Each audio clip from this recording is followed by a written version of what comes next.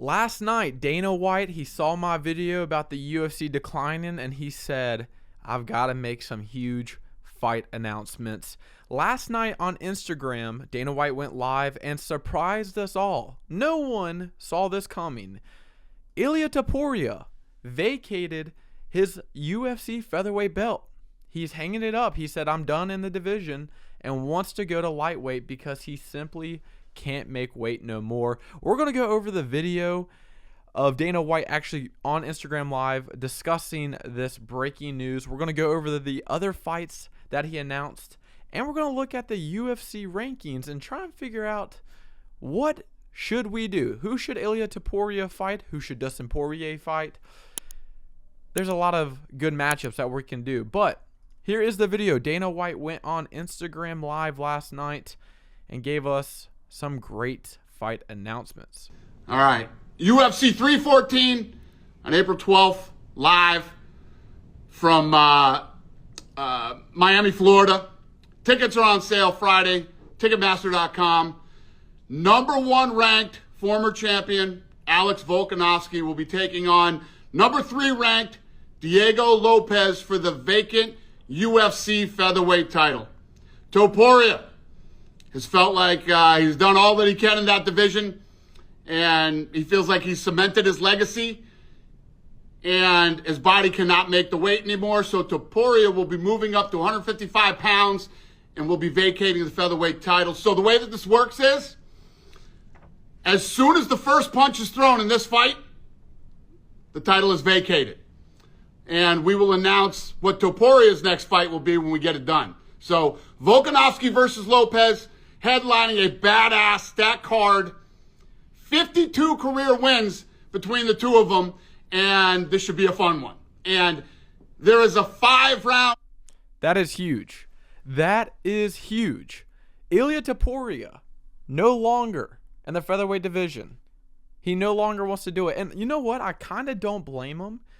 If he had to move up to lightweight, truly this is the best time for him, because there isn't really any contenders in the lightweight division for Islam Makhachev.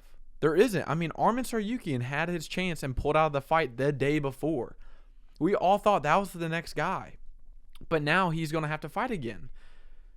I mean, Islam Makhachev won't have a fight now probably until October, right? But now that Ilia Topuria is free and he's the next guy in the lightweight division, we could see this international fight week. Now, I do see Islam Makhachev doesn't want to fight Ilia Topuria, or he at least wants Ilia Topuria to fight a contender before he gets his shot at the lightweight belt. I completely get it. If you're Islam Makhachev, you kind of have this bad narrative about you that you only win against featherweight fighters. Renato Moicano, Alexander Volkanovski, Charles Oliveira even, right? Dustin Poirier. I mean, obviously they're all lightweights now and they're big. Charles Oliveira's big, Dustin Poirier's big. But they all came from the featherweight division. You know, there is that stain a little bit on his career. Not really, but it's there.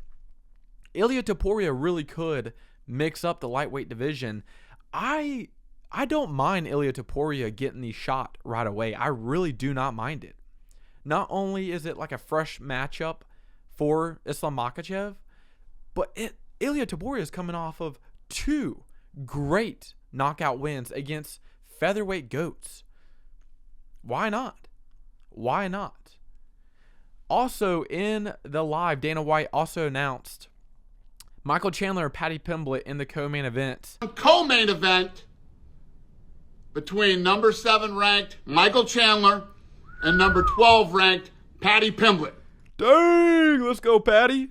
This is a great fight for this card. This card, finally, thank you, UFC. Thank you, Dana White. Thank you for putting on a card that actually has meaning and contenders on this card. It's not like UFC 312 where you're wondering, why is Jimmy Crute on the main card? No, we actually have meaning on this pay-per-view card. I can spend $89 now and actually not mind it.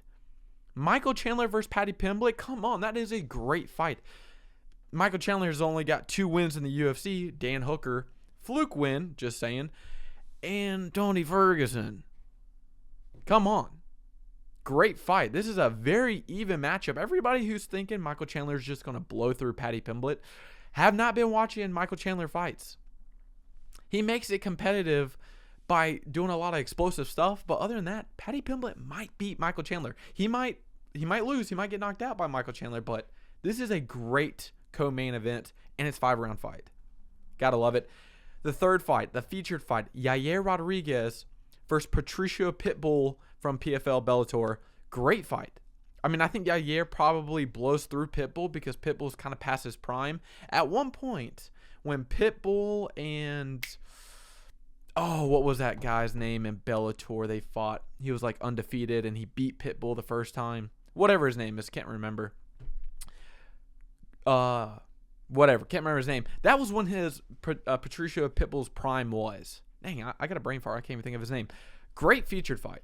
And then Carlos Prates versus Geoff Neal. Great fight. A great competitive, like, if Carlos Prates can get through Geoff Neal, that's like, he's ready. He's legit. He's top 10. He's there. But Geoff Neal is that, like, gatekeeper in the welterweight division where, like, same with Neil Magny in a way, where if you can get through them, you're legit. But if you can't, or if you're having a hard, tough fight, that means, you know, you got to do the Ian Gary way, right? You got to build up.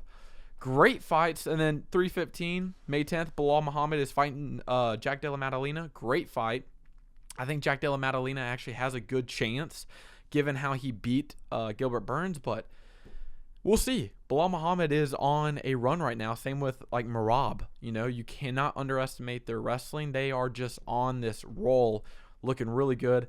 And then Manon Fiorot versus Valentina Shevchenko. Great co-main event. That is a great fight. But let's talk about what this thumbnail is. Ilia Topuria is now going to the lightweight division, right? Lightweight division. You got Volkanovski, Diego Lopes now for the featherweight championship, which is actually nice because this now kind of leaves the featherweight division like an even playing field in a way where it's like, I shouldn't say even playing field because Volkanovski is on a 2-fight losing streak, but it kind of feels like it's more fair. Like Ilia Topuria versus Movsar Evloev or Diego Lopes or even like Aljamain Sterling, I just don't think it's fair. I think Ilia Topuria runs through everyone in the featherweight division. Even if he fought Volkanovski again, I think he beats him even quicker, right?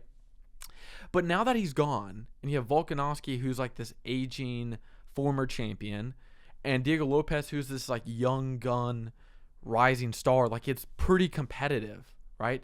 Diego Lopes is pretty good on the feet, but like he's not as good as Volkanovski, right? But is Volkanovski's chin still there? Is he still athletic? Can he still move like he once did, 2-3 years ago? Very competitive.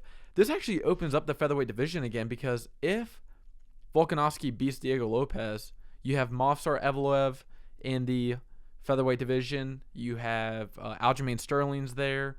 Even Arnold Allen is there, right? You have these guys that can still make fun fights for Volkanovski. If Diego Lopes wins, same thing. You got fun fights. But now in the lightweight division, let's be honest, the lightweight division is pretty dead. Next week, or in a couple weeks, you got Justin Gaethje versus Dan the Hangman fighting. But other than that, Islam really only has Arman Tsarukyan and Ilia Topuria now, right? Michael Chandler, not in the conversation. Dan Hooker's fighting Justin Gaethje. Max Holloway, I don't know. I think he's going to fight Dustin Poirier. And then Charles and Arman, right? Islam has already beat Charles. How I see this playing out is I think, so you got Justin Gaethje versus Dan Hooker. The winner of that is going to be the number one contender or will fight for the number one contendership, right? That's how it's going to go. I think you do Charles versus Arman 2, 5-round fight this time. Very fun fight. And whoever wins that gets the belt next, no matter what. No ifs, ands, or buts. Dustin Poirier could fight Ilia. I hear everybody talking about, I would love to see Ilia and Dustin Poirier fight. That's fine. I don't mind that. It is a great fight for Dustin Poirier. It's great on his resume. But if Ilia Topuria goes up and fights Dustin Poirier and he loses, it kind of ruins the meaning of Ilia coming up, right? Like, let's say Ilia moves up and loses to Dustin Poirier. Dustin Poirier retires. then you kind of just like wasted Ilia Topuria coming up, because then he's going to go to the bottom of the list and have to work his way up. I mean, I guess you could put him back down to featherweight. He's only, 28, 29 years old. He's 28 years old. So, I mean, him cutting weight, by the way, like, I can't cut weight anymore. Like, I'm sure he could still cut weight. He wants to hit legacy. He wants to do legacy shit like Conor McGregor. Conor McGregor beat Chad Mendes, beat Jose Aldo, went up, fought Eddie Alvarez, and then started doing the boxing. Like, that's what Ilia Topuria wants to do, and I'm all for it. I think Ilia Topuria should get the title shot right away. Truly, I think that's what you should do. Dustin Poirier should fight Max Holloway next. That should be his like legacy ending retirement fight. You beat Max Holloway. I can see why Dustin Poirier doesn't want to fight Max Holloway for a third time, and as his retirement fight Max Holloway, coming off a knockout loss. I see it. Why not? Dustin Poirier and Charles would also be fun. You run that back, the rematch, the second fight, and then do Arman versus Ilia, the number one contender. I just think Ilia Topuria and Arman Tsarukyan is a very close competitive fight, but I would have to give it to Arman because he is the bigger weight class. But a lot of fun fights, a lot of fun matchups. I mean, we could throw a curveball in there and do Rafael Fiziev versus Ilia Topuria, and there's your like one fight in the division, and then he gets the title shot, because there is nobody else. But truly, I think Ilia should just go ahead and get the title shot. I just think that. He's coming off 2 great knockout wins against former champions, and he beat them badly. He's a featherweight champion, or former, I guess, now. And he's, pound for pound? Where's he at in the pound for pound list? He's number 4 in the pound for pound list. And think about this. If Islam Makhachev beats Ilia Topuria, dude, the amount of guys that Islam Makhachev has beaten pound for pound wise would be insane. Charles Oliveira, I know Dustin Poirier was on here at one time. Volkanovski was on here. I mean, he's beaten some great guys. But yeah, huge news. Ilia Topuria moving up to lightweight division. The featherweight division is now going to be fun again. And the welterweight division now is still so competitive. I mean, the fact that you got Belal Muhammad and Jack Della Maddalena fighting, and then Leon Edwards and Sean Brady. Truly, Sean Brady could have fought Belal Muhammad. That'd be like do the rematch, and that'd be probably a closer fight than Jack Della Maddalena and Belal Muhammad. But you don't want to give Sean Brady and Belal Muhammad that rematch when it's not that far apart, Leon Edwards, I'd probably give him the edge over Sean Brady just because of the striking difference. And Leon has pretty good takedown defense. And I'm hoping, I'm sure this fight's not going to be at fucking 2 o'clock in the morning like it was last time. They'll do them right. So Leon Edwards should look better for UFC London. Sean Brady's my boy. I really like him. He's a great wrestler, great pressure fighter. But yeah, UFC is fun again. I'm so happy. We are back on the train. Let's go. Thank you so much. I hope you enjoyed this video. Be sure to like, comment, and subscribe. See you in the next video.